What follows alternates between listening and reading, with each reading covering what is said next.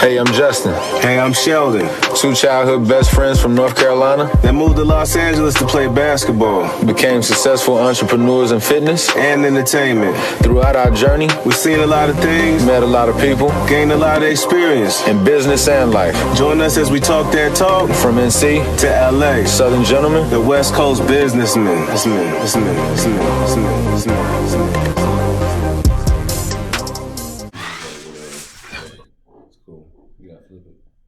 Sure do. Good job. Justin has actually been pretty good with the technicals. He's getting pretty handy with this stuff here. There we go. To be honest with you. So now we got angles. We got angles. Cool. All right. This is our show. NC to LA. All right. And we are Southern gentlemen because we were raised in the South with manners and respect. By our mamas and our papas and grandparents as well, aunts and uncles, and a whole community of people, the folks out there in North Carolina. Justin also Louisiana, myself, family in Florida and Texas. So we have strong roots down south for sure. No question about it. My parents, they're both, they're from Louisiana. My relatives live in Texas. Like you said, we grew up in Fayetteville.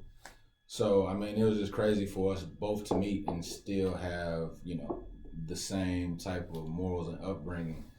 So, that was always amazing. And as far as us keeping us sharp, keeping each other accountable, so to speak, as friends and now as adults, it's been a dope experience for sure.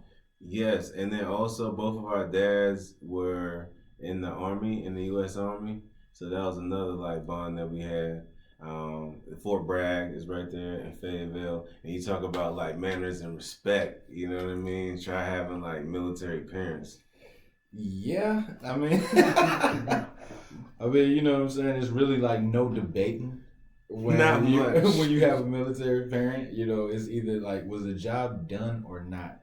Did you get, was the mission accomplished?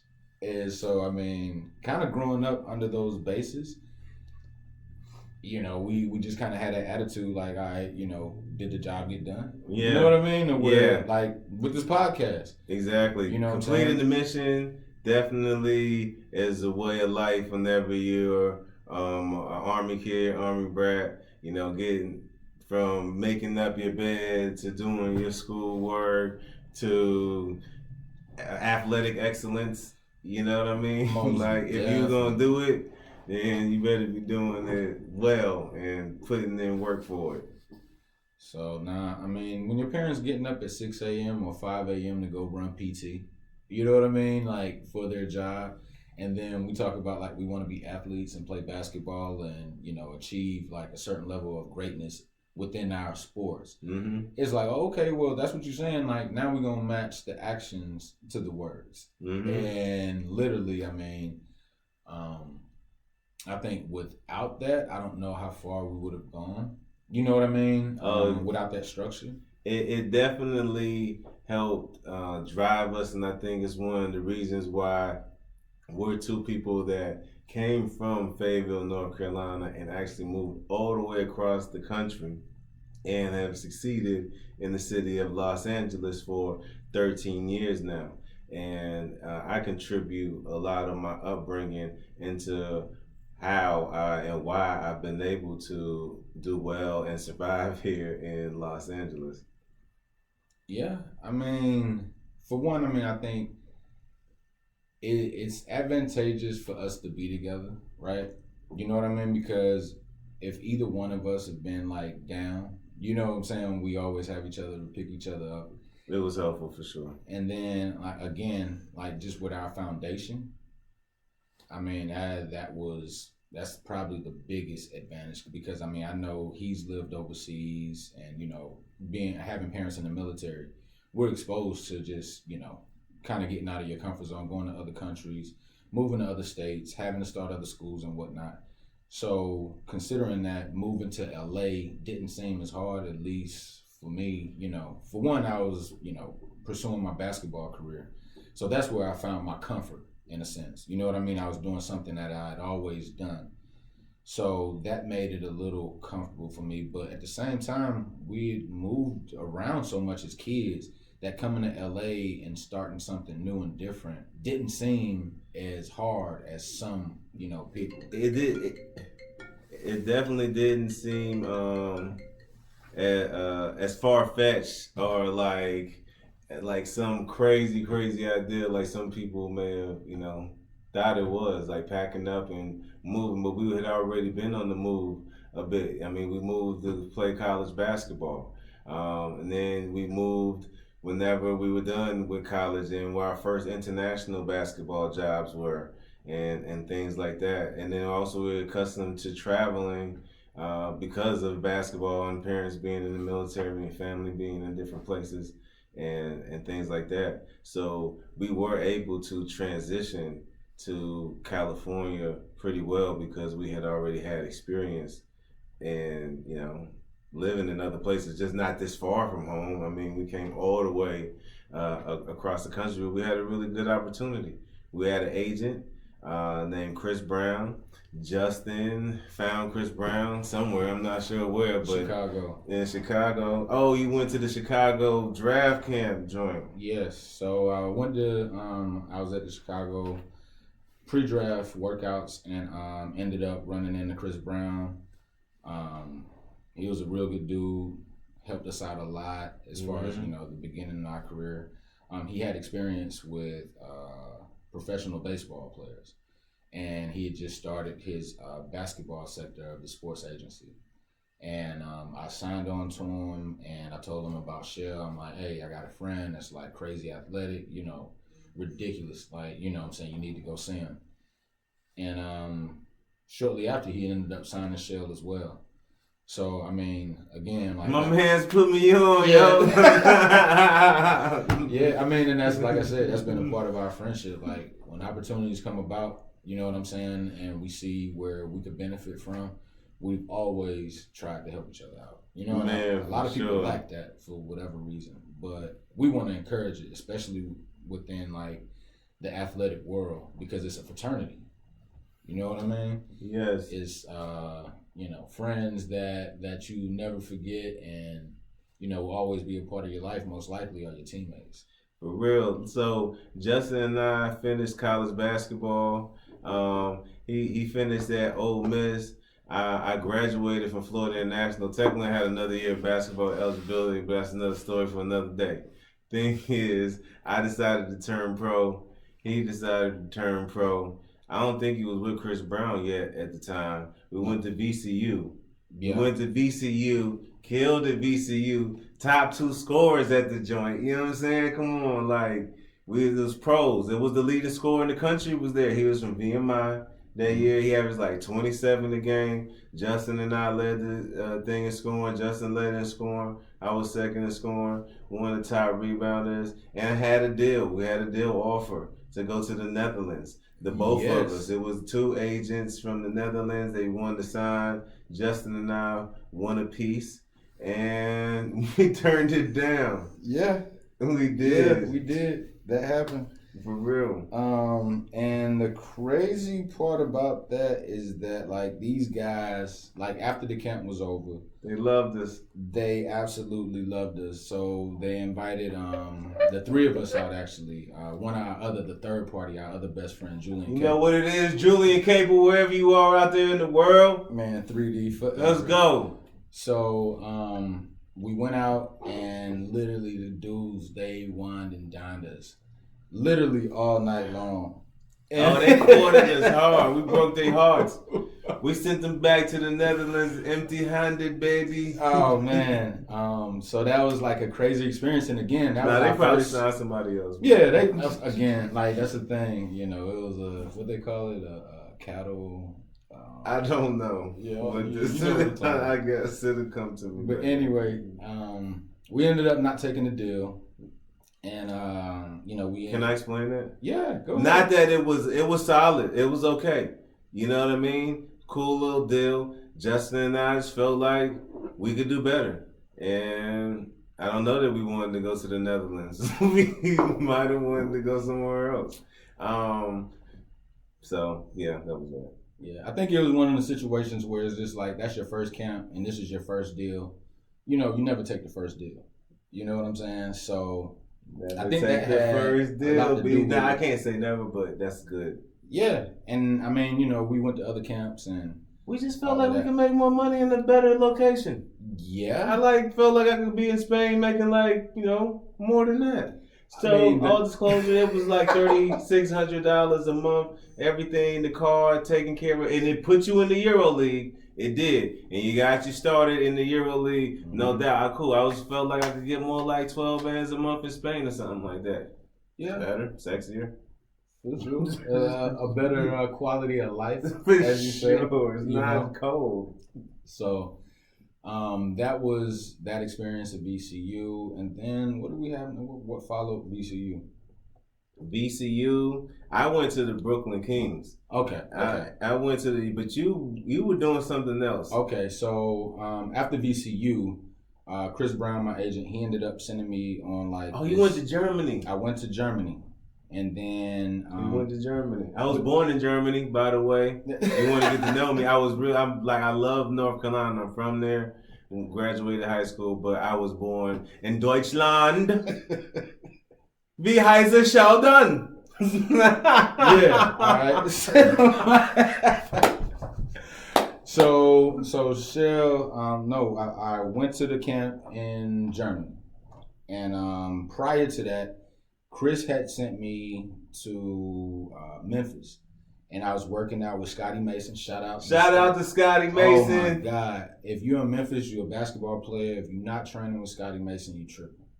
But anyway, Chris left me with Scotty for like 2 weeks, and we worked out twice a day for like 2.5 hours, 3 hours. So sometimes after my workout, Scotty would have other guys coming in to train, and if they were younger, he would always ask like, "Hey, you trying to help out with the kids, whatnot?" So I mean, some days I was spending like 6-7 hours in the gym. You know what I'm saying? Just getting it in. And when it was time to go to Germany, I ended up averaging like 28 a game. He did. This guy's big time scorer. Big time scorer. He averaged 28 a game in the camp in Germany, led it in scoring. We stayed in communication throughout this whole process from whenever we were kids. So I know all of these stories, and I was getting all the reports about Justin. And Justin was like balling, like on his way to the league. I was a little bit maybe further behind, but he was like going nuts. Man, well, I mean, again, I thank Chris Brown for that experience, Scotty Mason. Scotty really got my head right, as far as thinking like a pro and training like one.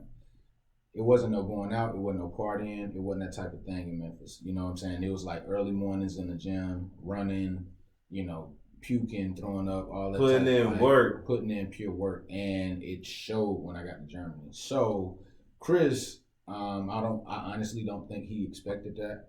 So I got MVP of the camp, all of that stuff, and he was like, "Hey, look, we not gonna take this deal. We going to the deal." Second deal passed on. So no, we're too good. Yeah. So we he started sending me the D League workouts. And I went to like 5 or 6 D League workouts, and what they do is they have like a top 5 out of each one. But you got drafted, right? Yeah, because out of every camp, I was top 3. I was like the top 3. Top 3 out of every camp. Out of every single camp in the D League that he sent me to. He sent me to Oklahoma. He sent me to Fayetteville. Shout out to, my guys in the Ville, 2-6. I ended up going out there, and that's who ended up drafting me. So it was low-key, like, for kids like us, that was like a childhood dream to, like, I mean, even though it was the D League, which it was new at the time, but it was in our city. It was the NBA, Associated, D League, G League, what have you, and he played professional basketball in our hometown at basically the highest level of basketball, because there were NBA players on his team. in and out, Yeah. and he was a Fayetteville Patriot at the crib. Same place where he played elementary school basketball at E.E. Miller, and was it Brentwood? I went to Lewis Chapel. You went to Lewis Chapel, but what was the little E.E. league? Miller. The Brentwood League. What's the league? The Cliffdale League. Or Brentwood, maybe. Yeah, because you was Cliffdale, but you came over and you played Brentwood basketball, but you played Cliffdale football. Yeah, you're right. Yeah. But, I mean, it was the league with your pops, because that was my very first basketball league. Yes, we played, that's how we met each other. We met each other in the 4th grade playing basketball on the same team.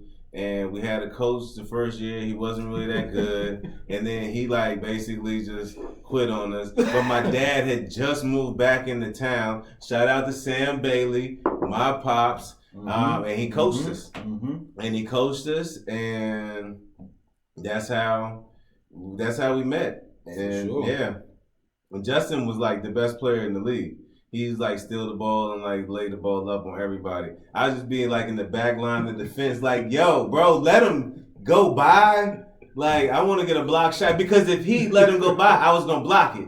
But I didn't get that many blocks because he was stealing the ball all the time. At the top of the key, bro, chill out. Other people were trying to play. Man, you was literally playing by yourself. At times. It was at times, depending on how bad the guards were. I would literally just stay because they wouldn't let me press. And my dad created this trap. He created this trap that terrorized the rec leagues of Fayetteville. They could not get the ball past half court at all, and Justin would just steal the ball. So sometimes I got so frustrated, my dad would put me at the top of the key so I could be involved in the trap, so I could score, because Justin literally was stealing the basketball every play. We was getting down, man. We was catching dubs. We were winning. That second year, because I wasn't that good that first year. Second year, that's what happened. We spent a lot of time in the gym. We were in the lab. Julian was in my class in 4th grade, but he played in the league. And so we would go to Fort Bragg, and we would work out after that. So by the time we got into that second year, that 5th grade year, I was ready. And then we put Julian on our team. So between me, Julian, and Justin, we was done. So we was the best on that side of town. We was the best in the Ville. We lost in the championship.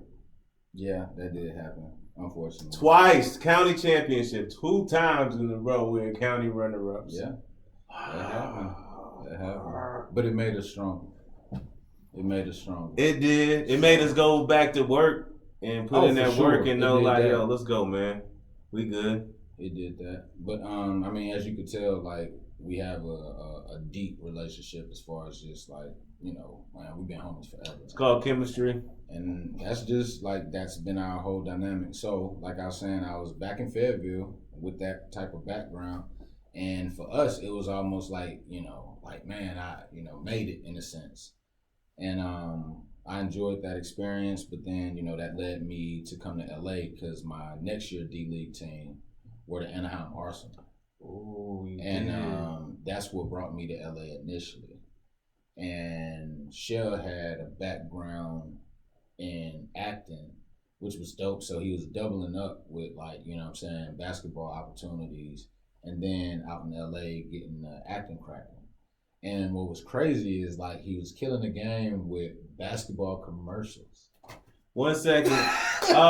Somebody said Justin. Ooh, Justin greater than Omar Cook for the Fayetteville Patriots. Hey, let's go. Hey. I love this for sure. I don't even think it's close. Cook. Omar Cook, he was from New York. I just think I love my city. I love Fayetteville. So honestly, it's bittersweet to say, but whenever I played for Fayetteville, I was just man, I could just go right now. If I was to pass away right now, I'm cool because that's how much I love my city. That's how much you love the Ville. And that's how the basketball there was that real to us. You know what I'm saying? So it was just yo, we made it in a sense. But the Anaheim, so he got with the Anaheim Arsenal, and so I was doing my thing. I got with the Brooklyn Kings. So right out of school, I was doing my thing. I was acting. I was already, he was saying that I was killing the game with basketball commercials. I had started that in Miami. So right after I basically decided I was done playing college basketball and I was about to graduate, I became a professional actor. I called an agent and I got signed. I went to a thing called Fashion Ride, paid like $1,000, and I think my mom helped me with it. I paid like half, and then like Mom Dukes kind of kicked in or something like that. And so I went out to Orlando, and I learned about the business. I learned about acting. I learned about modeling. I went to the workshops, but then also I competed in the competitions and stuff like that, and I did well, and it gave me a lot of confidence. And then so from there, I got my photos done. And once I had my photos, I was ready to go. And so I literally looked up talent agencies in Miami. I like Googled it back then, and I found this one called Arthur and Arthur Agency. It was ran by these two white ladies down in Miami, downtown Miami, and they signed me. And I did like 4 basketball commercials with Dwayne Wade and Shaquille O'Neal, and it was go time. I was doing my spoken word poetry. I was making money. I was performing at schools, all kinds of different events. I was winning contests, and also I was working like part time at like this high end nightclub in Miami in South Beach called Club Bed. Like real high clientele. Club Bed was a fly place. I used to party there too. But what about the first? What about the icy hot joint? Icy hot. So like to give you some history, I did my first commercial I ever did was Dwayne Wade commercial. It was a Converse commercial. And what up, Richie B? What up, Julian? Hey, Lee. Juju. Nah, it's my cousin Julian. That's my cousin Julian. So it was a Converse commercial because you know Dwayne Wade first deal was with Converse. And so I went and I auditioned, I got it. And so my job was basically to help D Wade up. It's called Fall 7, Get Up 8. And I was the guy to like help him get up in the commercial. But in that commercial, Converse was relaunching. So I got to meet Dr. J. I got to meet Michael Sweetney, Jameer Nelson, Kirk Heinrich, and Chris Bosh. Well, all on set. And I got autographed pair of shoes, both shoes autographed by all of those players. My brother has one pair, the other pair is at my mama's house. And yeah, it was just awesome, man. And that was Converse commercial. And then after that, I was employed to be Shaq's icy hot back model. And for a little while, like amongst my family and friends, like that was like my claim to fame. Like people would be like, "Oh, that's Shell back." Or they'd be like, "Yo, Shell, I seen you back." Yo, like I swear, it was like a thing.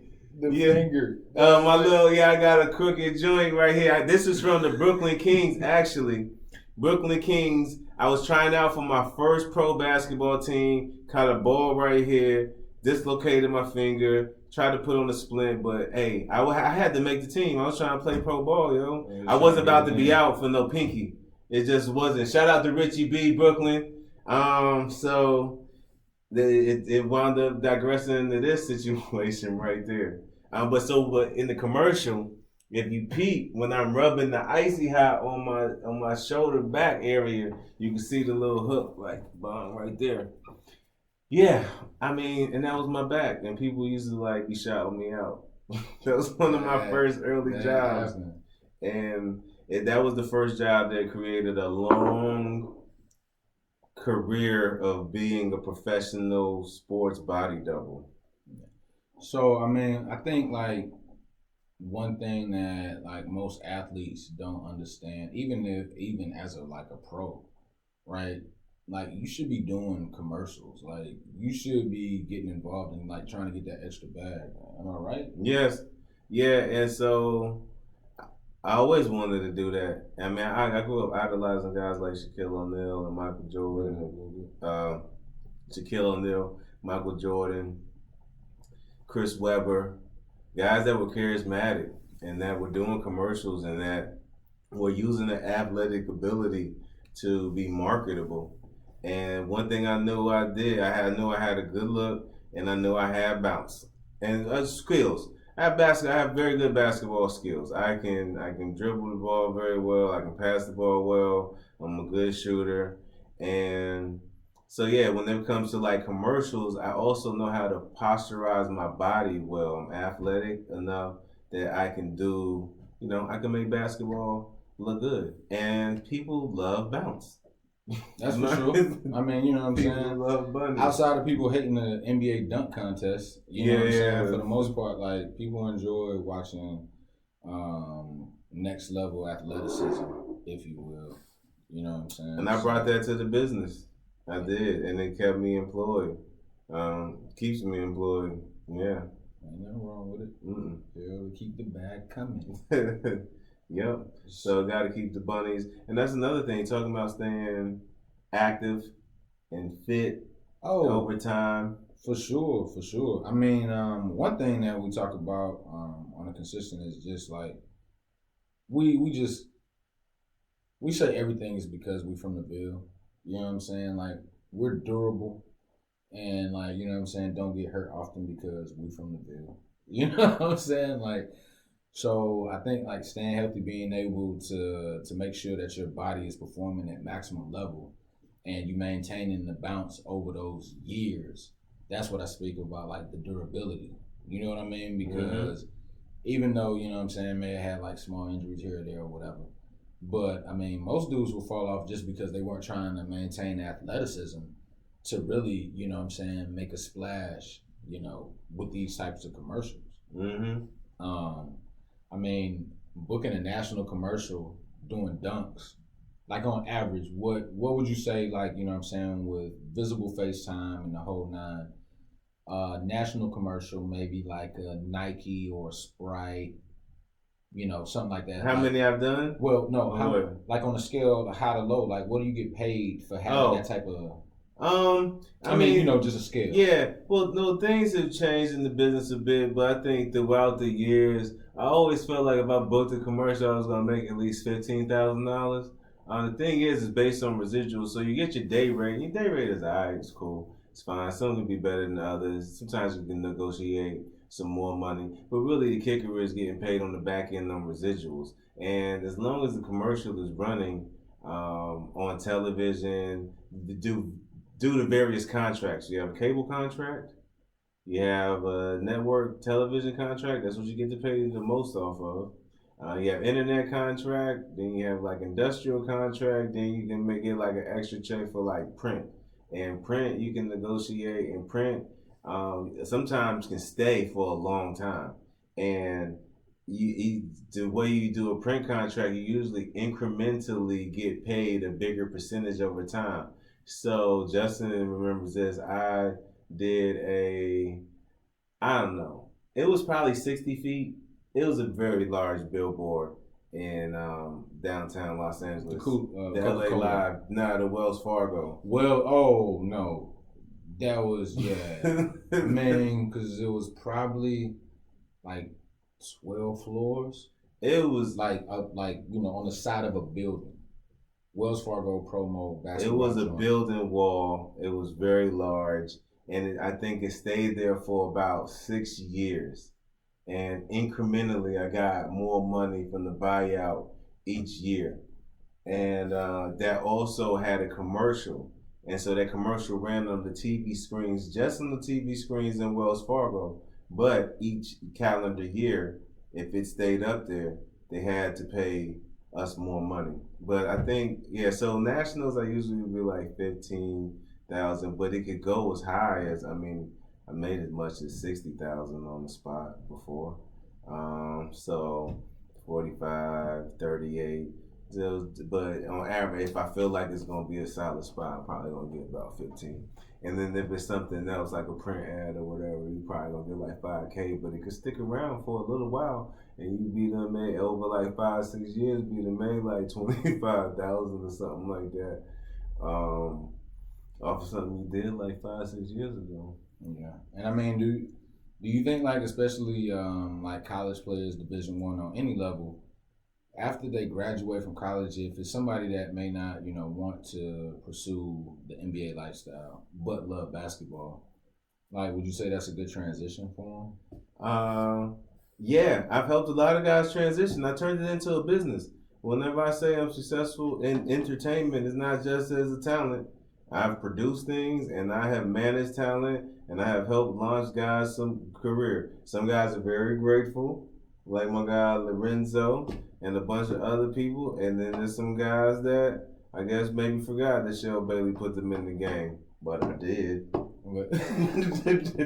Well, for my opportunities, you know what I'm saying, for sure, I give Shell the credit. People don't know. This guy's like not really. He's kind of bashful or something. I don't know.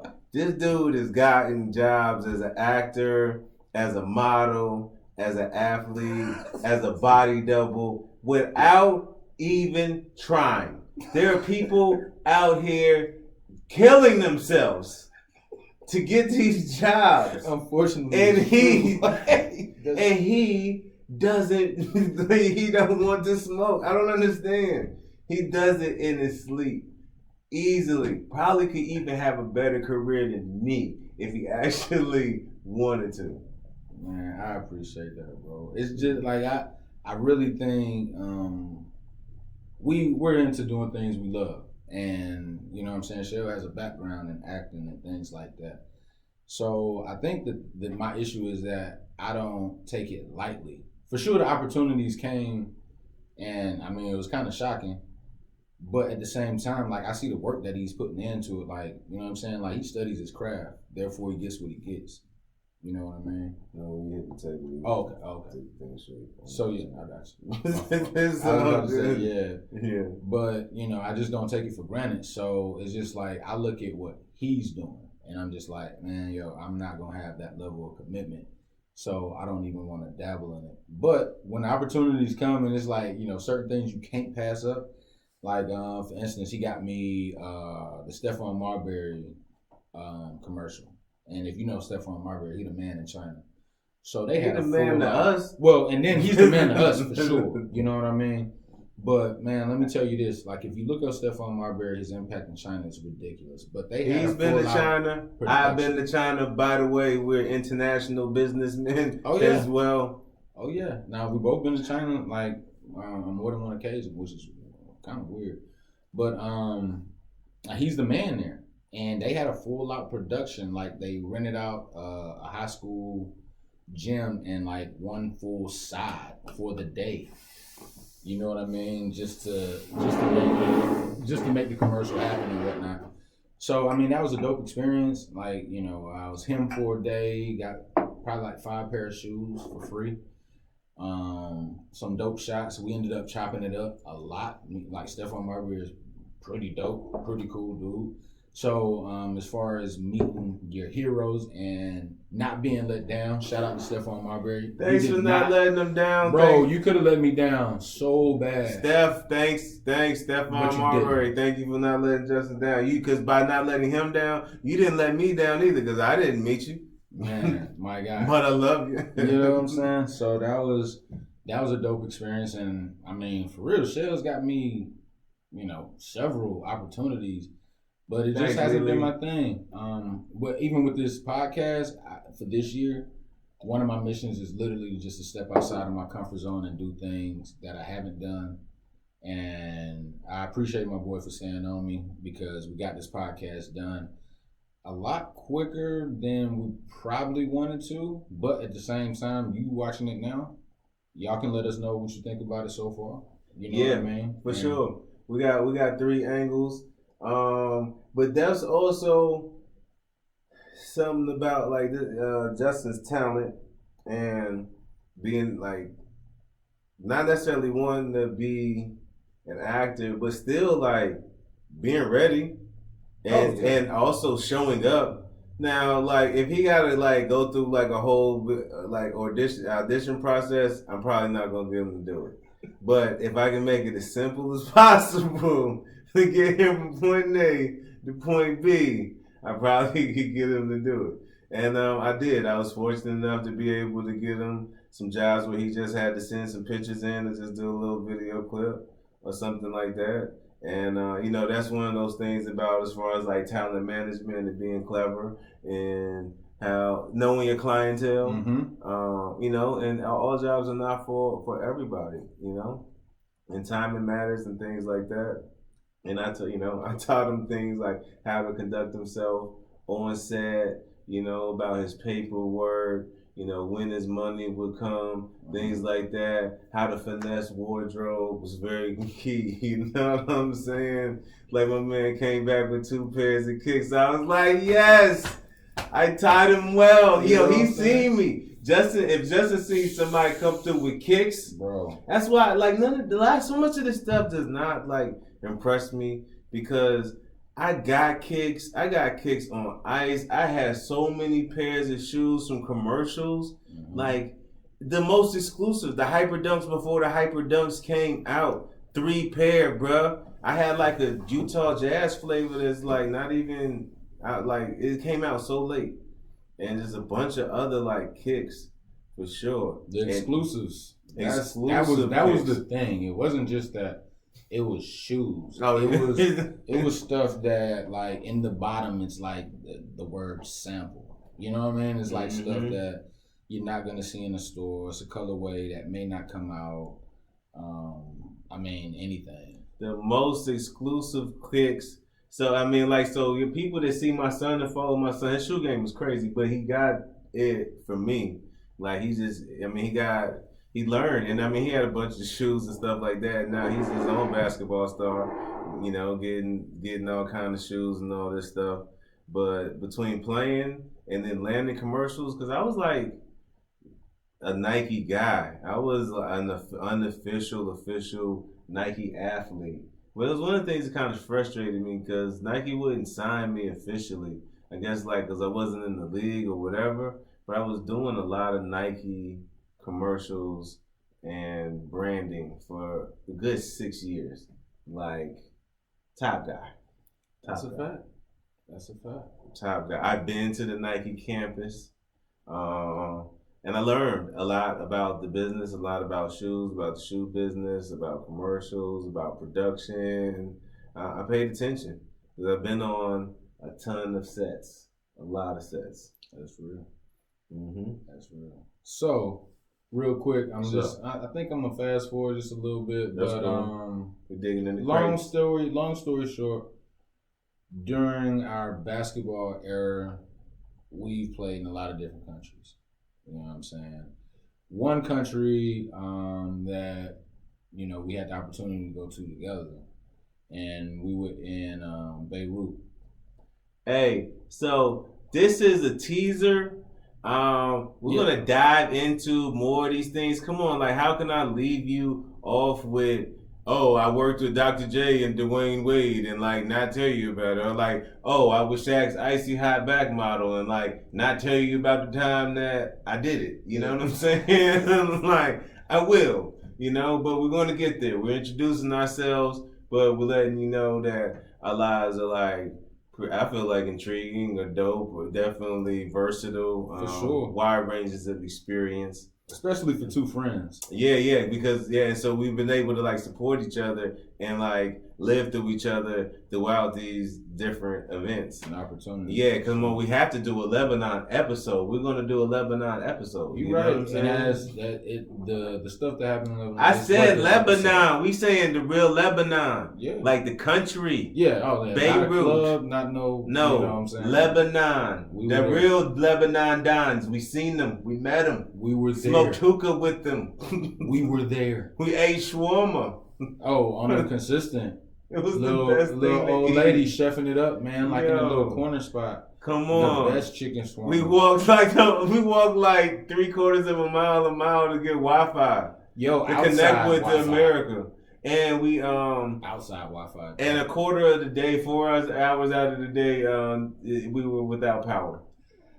Yes. We tried to avoid coming home because we stayed on the 6th floor during power outage grid times. But it would become like the first quarter, and then the second quarter the next day, then the third quarter, then the fourth quarter, then it would reset. So you had to know which quarter you was not going to have power. That is real. Or you was doing 6 flights of stairs on me. That was it.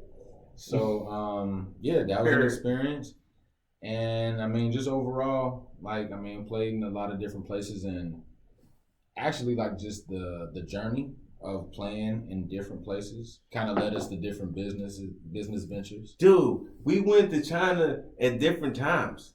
Like, Yeah. but we're best friends. So like, I know when he went to China, he knows when I went to China, and like we probably even dropped each other off at the airport or something. Think so. Yeah, I think so. for real. Like deep like that. This guy used to drop me off at the airport a lot. On the red. A ton. Because I was jet setting. I was out of here. Getting to the bag.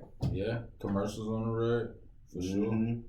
So that's that aspect of our background, and fast forward just a little bit, and for myself, it led me into having a fitness business, just in time fitness and sports training. Oh well, we have to talk to the origin of that, because with you in Memphis, you was doing your thing with Scotty, so we were playing for the Hollywood Fame when we got out to LA. And so whenever we got done playing with the Hollywood Fame, we practiced at a very nice place called, the Spectrum. The Spectrum is now the Bay Club. But at the time, the LA Clippers, Los Angeles Clippers, NBA, they were the last team, I think the last team to get their own practice facility, so they still use the Spectrum. We practiced, same facility. We're basically like the right under the Clippers. You know what I'm saying? Like for real. We even had a former Clippers head coach as our coach, Don Casey. It's a real thing. Hernando Pinell. What up, baby? He's a pro coach. Overseas. You already know. Come on, man. Hernando put us on. Hernando, that was our coach once Don Casey left. And then we got jobs as trainers in the interim, right? So we got done with that season, but we didn't really have a hoop job lined up, but we were playing with the Santa Barbara Breakers. So we had a local semi-pro job. Shout out to Kurt Pickering. Shout out to Kurt. Kurt used to have us in Santa Barbara. Hotel rooms paid for. Come on, we stayed at a resort in Santa Barbara, bro. And we played every weekend on a cliff. 2 months. We played like the gym was set off on a cliff in the ocean. The bay was right there. Like the water. Santa Barbara, we drive 90 minutes north to Santa Barbara, stay in the resort, play ball, get some money. You know what I'm saying? Yeah, we've played Friday, Saturday, what Sunday. What up, Leandro? And Leandro. Lee, what up? She know the roots. So yeah, we go out there and we would play, you know what I'm saying, make a nice chunk of change for 3 days, a few hours of basketball. And it was always like during the time of the year where guys started coming back from overseas. Mm-hmm. You know what I mean? Like if you didn't make playoffs, you came back home. And we were trying to still continuously make money while we were home. So shout out to Kurt again, because he kept that going for a few years. He paid us on, right there. Yeah. Boom. Second game, you had your check. Mm-hmm. It was cash. I can't remember. I think it was cash. But then we had the city on smash though, because we really was a pro team and we was winning and we were balling and we had NBA stars in our team too. So whenever you hit that strip right there on State Street, we were good. You know what I mean? And then we had the Mad Max hot dog sponsor.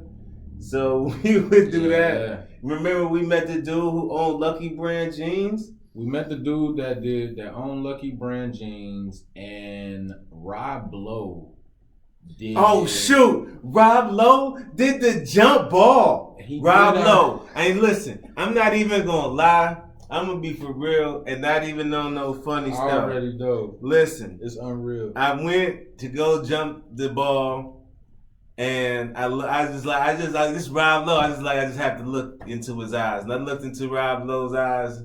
I'm not gonna lie, he has the most deepest beautiful blue eyes ever. Yo, it's so weird, bro. Like, you just don't even want to look at him. Where am I? It's like a galaxy in there. It's like immediately you want to just put your head down. You know what I'm saying? Rob Lowe, the actor, he threw up the game, the jump ball. Yeah. In Santa Barbara. Real talk. So that was crazy. You know what I'm saying? One of the owners of the team, shout out to Lad. Lad stayed like on this crazy cliff, like kind of diagonal from a house that Oprah owned. So, we would go there after like championship games, or if it was like, finals in the NBA, we would go watch games.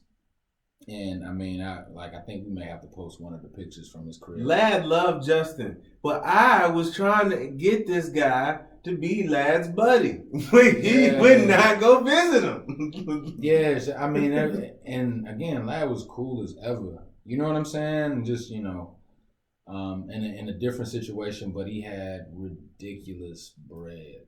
Like, and that was kind of he was confined to a wheelchair. Yeah, I mean, he was confined to a wheelchair. Like, he just only kind of had this and like.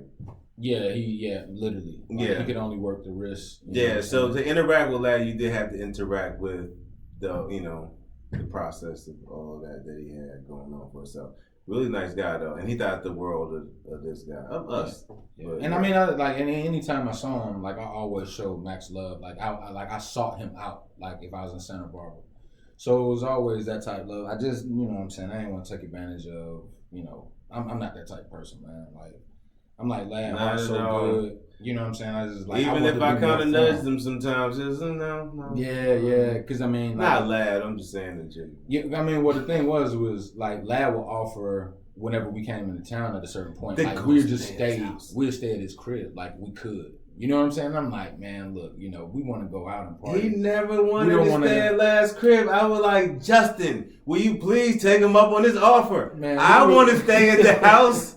I could stay there. If he stayed, I couldn't stay by myself. Yeah, we would come in. We knew we were going to go out. Like, we knew we were going out on State Street. We knew we was going to go out and kick it. So, it was just one of them things like, man, I don't want to come in Lad house at 2-3 in the morning. You know what I'm saying? We was definitely out there. Yeah, we was litty in the city. That's for no sure. Doubt. We had a resort, though. And we would have 3-bedroom apartments, to the 2 of us or something like that. You be bringing family up there, brother, whatever. It was a whole deal. And I mean, Santa Barbara's nice. And that court we played on was cool. And shout out to guys like Toby Bailey, who was on the team. AP. Samaki Walker. Shout out to AP. Come on, man. My guy, for sure. So that was, Santa Barbara was a whole vibe and experience for us. A lot of different opportunities came from that. Yeah. And we kind of, went from playing, we did Santa Barbara and then come home and we were doing the Drew League as well. Yeah. Oh, yeah. Shout out to the Drew League. Because we was really balling, ingrained in it. We were professional basketball players. We did get part-time jobs as trainers at the Spectrum. But that was dope because the Spectrum was it's the nicest gym, one of the nicest gyms in the city of Los Angeles and not the country. And we got to be there, but it also created a very nice, I just told you the Clippers practiced there. So this created a training facility for us. We were there, membership is free, and we was getting bread, you know what I'm saying? And we were performing well. We surpassed all the benchmarks of sales, of hours, all of that stuff. You talking about 2 basketball guys who all right, cool, we love this place, we want to be here, got part-time jobs there, and excelled and exceeded expectations in a high-end corporate facility while playing in the Drew League, while playing for the Santa Barbara Breakers, you know what I'm saying, in our pursuit of our basketball dreams. We was living in pursuit of that shit. We was living them, but we was trying to continue to grow and go further. And we used the Spectrum as a place to do that. And so we got to do, and the Spectrum had some really good referee pickup. So the referee pickup was crucial to our development because it was we were under the whistle all the time. It was under the whistle, but it wasn't some crazy pressurized situation. It was a good practice. Yeah. It was maybe the best basketball practice that you really could have to prepare you to then go to the Drew or to go to Santa Barbara, play overseas. Yeah. No, I mean, and it was just all of these experiences were just kind of off of our introduction to Los Angeles. Mm-hmm. And, we look back at it now and it's kind of odd. We were blessed, for sure, to have that much going on as soon as we touched down. But we wanted it, and we had a conversation with each other because the season was coming towards the end, so that means that housing was coming to the end. Shout out to L, you know what I'm saying? Buddy. And my man Jay Ice and my guys who stayed over there. at the extended suites, you know what I'm saying, with us. Me and Justin had our suite, you know what I mean? L and them had their joint. But that was, housing was coming to the end, and we was like, yo, we gotta get to the next bag. What's good? And then so Justin was like, man, he was a trainer in Memphis. He was gonna do that. I was like, man, I've been training my whole life.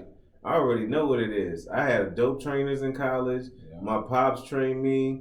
Like my uncle trained me.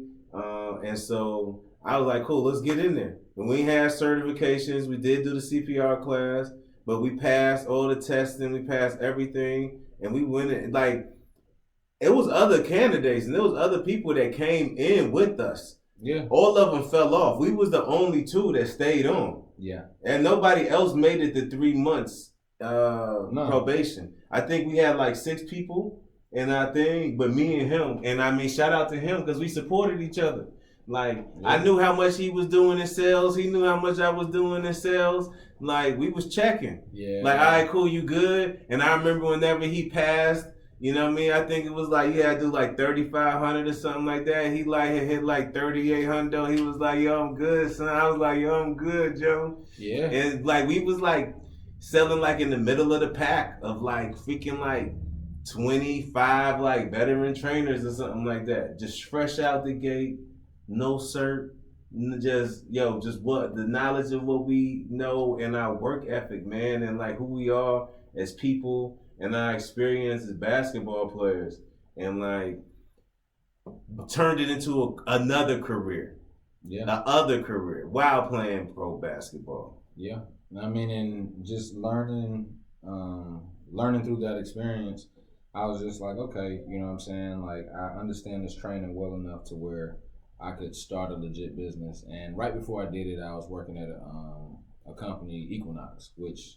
I mean, Equinox, you just look it up if you don't know. But Equinox kind of exposed me to a different demographic, if you will. And, you know, location was in West LA, kind of near Beverly Hills. And that's where my business currently operates. Yeah, I think y'all know Equinox, right? Equinox is like the most famous high-end gym in the world. Basically, he went to work for Global Gym. Yeah. This guy went to work for Global Gym. So I went to work for Global Gym, right? So throughout that experience, I met like a lot of different individuals. I mean, it was crazy. Like, I ended up hooping with Kanye. I played ball with Jamie Foxx. This guy played basketball with Kanye West and Jamie Foxx and Magic Johnson multiple times. And Nelly. Yeah, and Nelly. Yeah, Nelly used to be in there on the regular. And Magic, we played horse a few times. And we played horse a few times. I've met Magic several times myself too. And he'll different circumstances. And he'll never forgive me. I'll just say that. He'll never forgive me. I think he's saying he beat Magic Johnson in horse. I never said it, so I think he is. But I believe it because this guy can shoot. Lights out. Career scorer for sure. So he probably could. I mean, he can beat Magic Johnson. Yeah, he can beat a lot of guys at shooting. So that was like pretty dope, and just different opportunities came from that. But at the same time, I think being exposed to the acting world, which, you know what I'm saying, I give credit to Sheldon. I knew how to behave in that environment, even though, you know what I'm saying, I'm like on the court and it's like I'm on a team. Like, it's me, Kanye, Breon Prescott. Look him up. He's responsible. Music producer, TV producer, film producer, superstar. He's responsible for Gold Digger with Kanye and He's Jamie responsible Foxx. for a lot. A lot. So he's a don. And Breon went to Fayetteville State for a year or two. You know what I'm saying? And that was the connection. So that's how we started that. And he invited me to play with Ye. That turned into playing with Jamie Foxx. That turned into meeting Kevin Hart. And one of my clients was Chris Spencer. Like, you look him up, one of the greatest writers and comedians. I played with Jamie Foxx too. Yeah. And I have a Jamie Foxx story one day. Oh my God. We'll tell you one day. That would be an episode. Listen, I'm going to tell you a Jamie Foxx story, but y'all have to tune in another time. But trust me, you ain't never heard this Jamie Foxx story. You wouldn't even believe this Jamie Foxx story. Guaranteed. And it's a real Jamie Foxx story. Guaranteed. I got a couple, but one It's who's a doozy. Yeah. So it's big. That's for real. It's an episode worthy. So all of that happened. Boom. I ended up, developing the training business. And I've been operating out of Beverly Hills doing my training thing for the past. He transferred from Manhattan Beach. Manhattan Beach, nice. Nice. Yeah. Then he upgraded. Yeah, we've always been in dope spots. And again, not purposely, not that we like looking for the hood, but you know what I'm saying? We just, for us to be new people. We got blessed with Manhattan Beach. We got blessed with El Segundo. Yeah. He got blessed with Beverly Hills. So that's been a pretty dope experience. Like I said, I've been operating my first business out of Beverly Hills, which being that environment that led me is almost like my clients were making me get into real estate. Mm-hmm. So now I have a real estate business, and I guess in part to the training, I help other trainers build their training business. Yeah. So you should see the places that this guy trains at, though, like in Bel Air and Beverly Hills. I took a helicopter ride one time, right, of LA, and then so Beverly Glen is ridiculous, and then Bel Air and Beverly Hills, cool, but it progressively just gets more enormous and ridiculous as you get into Bel Air. Shout out to the new Bel Air show, and to Beverly Glen. And so I'm over the helicopter looking at this stuff. Seen Magic Johnson's house from a helicopter, by the way. And then the houses that this guy is training at is all up in there. It's crazy. The last time I saw Magic Johnson, because I've seen them at Magic Johnson several times. We could do a Magic Johnson episode. They got that new show Winning Time coming out, but I can't really promote it because Anyway. I don't think he promoted it. No, he's not. Yeah, we're pro Magic Johnson guys, actually. Mm-hmm. So no shout out or anything. But also, can I tell them this? I can tell them this. I was on hold. I was on the veil. To be Magic Johnson. I was the number 2 guy to be Magic Johnson. Not salty, but I'm just saying I'm a better basketball player than the guy that's playing Magic Johnson. And if nobody believes me, we can set it up. Boom. Hey, I'm down for that, like a celebrity boxing, but hooping. And I can show you my audition. Yo, let's roll. It was pretty good. Anyways, but I got a lot of homies that's on that show, so I'm not going to diss it because that's tight. And I respect and I rock with it. Last time I saw Magic Johnson, though, I was at the Ebony 100. Ebony 100 is honoring the 100 most influential African Americans in the United States of America. There were 6 black billionaires in the building. Okay. Yeah, and they're influential from different fields like technology to sports, entertainment, media, all this different stuff. Okay. And Magic was there, and I just rolled up on him because I want to speak to him, and I was in this area, and I just just dapped it up, and we talked briefly. But right at that moment, freaking Bell Biv DeVoe started to play Poison, and so then we just had a jam. I can't interrupt. I can't interrupt Poison. You know what I mean? Magic. You know what I mean? What? Yeah. I was Poison, and then we got a party. Now it's time to dance. Anyways, the last time I see Matt, but he was cool. He always showed me love. Always remembers me from the couple times I met him whenever I was a young pup out here. And he came through and showed me love. And so, yeah, that's cool. Yeah. So, like I said, getting back to, again, the name of the show. NC to LA. We're a Southern gentleman to West Coast businessman. Yeah. And now, after the whole basketball, I'm a full-fledged businessman. I have the fitness business, my real estate, and again, staying true to who we are. I'm now teaching other trainers how to build their fitness business. So, I feel like I'm a servant to the people. That's why, I enjoy doing personal training. Even in real estate, I help individuals that are either looking for investment properties or, people that are just trying to sell their homes. I'm still a servant to the people. So this whole experience of being in LA is kind of, helped me to figure out who I am. Low key, I became a man out here. You know what I mean? Real life situations, raising my kids out here, our families are out here. And it's just been a full experience. And we've been fortunate enough to do it with each other. Yeah, and we connected. We stayed rooted in, you know, our roots, where we from, for real. And I think that's always been a driving factor, a motivating factor for us, is knowing how we came up and where we came up from, and wanting to achieve and excel and want to do good because we're from there. You know what I'm saying? For there, you know, to be something inspirational. No, I agree. And so after years of, you know, doing this out here with kind of moderately showing people and telling people through social media, whatever. I mean, I've always kind of been into it. Justin's been more active lately. It's really like putting the story out, because the whole reason, a big reason of why we came out here or have been so motivated is because where we're from. And so, and we brought where we're from to Los Angeles. And that's how we were able to carve our way through. Whenever we was working at the Spectrum, we had a cute assistant manager. Her name was Erin, and she said that we brought the flavor. That was what she said. We brought the flavor.